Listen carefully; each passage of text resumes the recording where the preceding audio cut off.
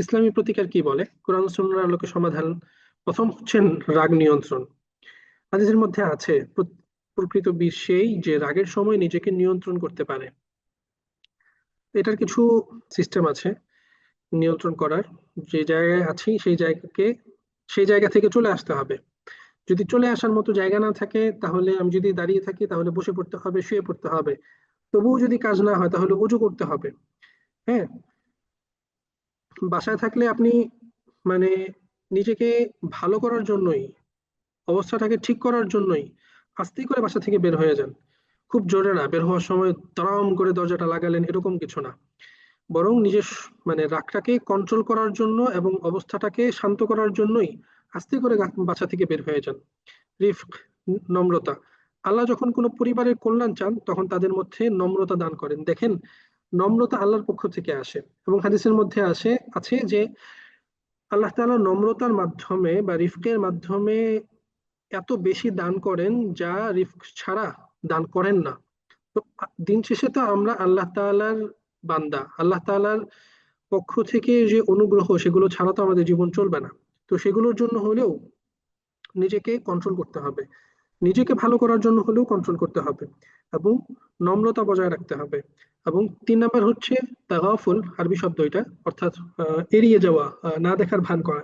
সবকিছু না দেখে এড়িয়ে যাওয়া উত্তম চরিত্রের 10 ভাগের 9 ভাগই হলো তাগাফুল। অর্থাৎ কত সমস্যা, আপনি যদি এখন সব সমাধান করতে চান তাহলে তো আপনার সারা জীবন চলে যাবে সমস্যা সমাধান করতে গিয়ে। যেগুলোর কোনো রিওয়ার্ড নাই, অথবা যেগুলোর কোনো আলটিমেট কোনো কন্ট্রোল আপনার কাছে নাই, সে সমস্ত জিনিসগুলোতে আপনি কন্ট্রোল করতে চেষ্টা করবেন। সেদিন আহ, আমাদের কোচ আমাদেরকে বলছিলেন যে আমাদের জীবনে সবচেয়ে বেশি দুঃখ এবং আনহ্যাপিনেস আসে কন্ট্রোল, কন্ট্রোল ফবিক হয়ে থাকি ওই জায়গা থেকে।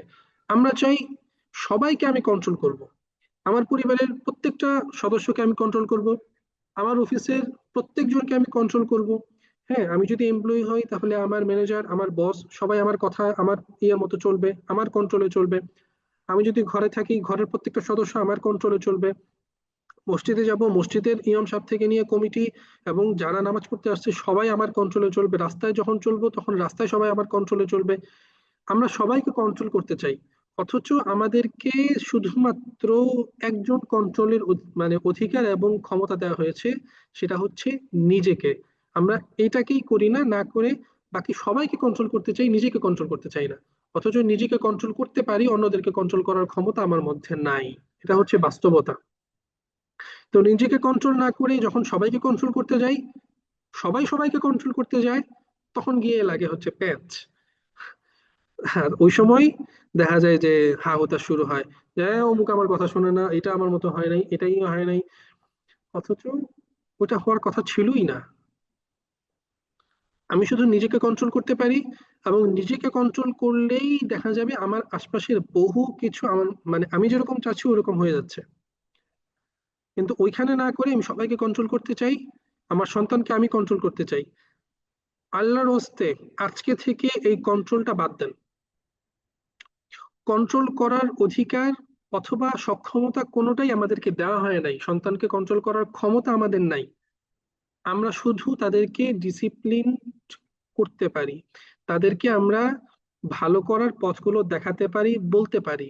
আমাদেরকে যেহেতু তাদের ব্যাপারে দায়িত্ব দেওয়া হয়েছে, দায়িত্বের জায়গা থেকে আমরা তাদেরকে যতটুকু সম্ভব তাদেরকে বলতে পারি, পথ দেখাতে পারি। হ্যাঁ, এবং তাদেরকে এক প্রকার বাধ্যও করতে পারি। কিন্তু কন্ট্রোল করা কোনোভাবেই সম্ভব না, কোনোভাবেই সম্ভব না। এই জন্য ওই দিন শেষে সমাধান বা ভালো হচ্ছে এটাই, যে নিজেকে নিয়ন্ত্রণ করব আর অন্যদের ভুলগুলোকে না দেখার ভান করব।